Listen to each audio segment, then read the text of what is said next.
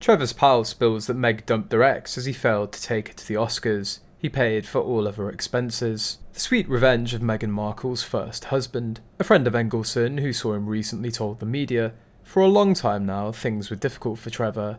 He's a good guy, but Meghan crushed him when she demanded a divorce. When she took up with Prince Harry, he was crushed all over again because he was constantly reminded of her, because of the publicity around the marriage, and then the drama of the Oprah interview.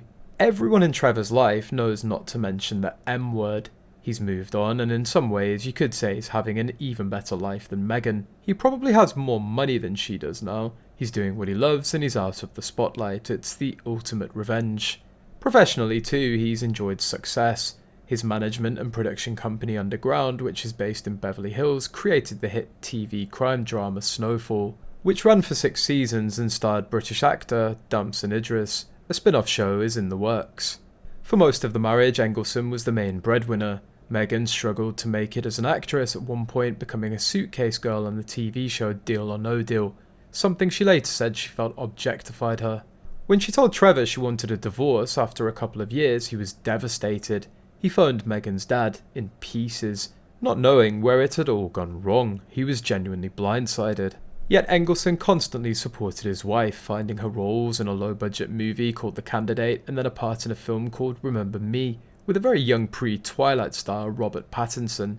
Trevor supported Meghan like a rock, a source told the MOS. He was the one who paid the bulk of the rent, and he constantly built her up. According to Omid Scobie's Finding Freedom, Meghan was hurt when Engelson was invited to the Oscars and decided to go alone, because he only had one ticket.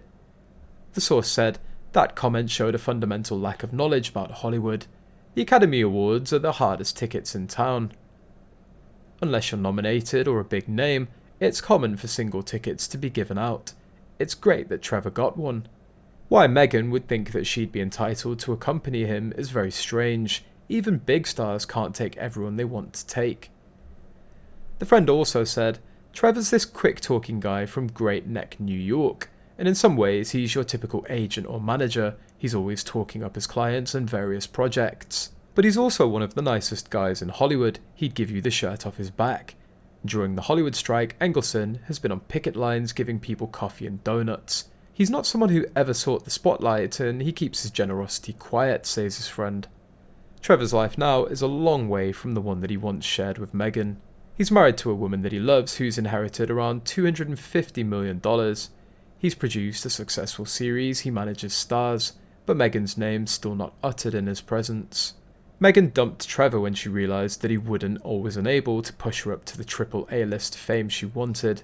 Harry looked to be a good upgrade, but turns out that Rachel taints everything that she's ever associated with. She was an absolute nobody, and he comes from a well-off family and was a producer. From her vantage point, he was useful.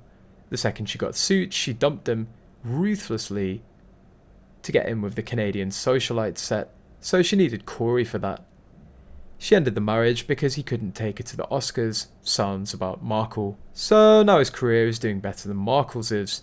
His spouse is richer than Markle's. His friends say that he's happy. Her friends say that she's stressed and miserable. I bet she hates that he's doing better than her. And I bet Trevor knows now that divorce was the most generous gift that she ever gave him. Freedom to actually be happy. Much happiness and joy to Trevor, the one who got lucky enough to get away.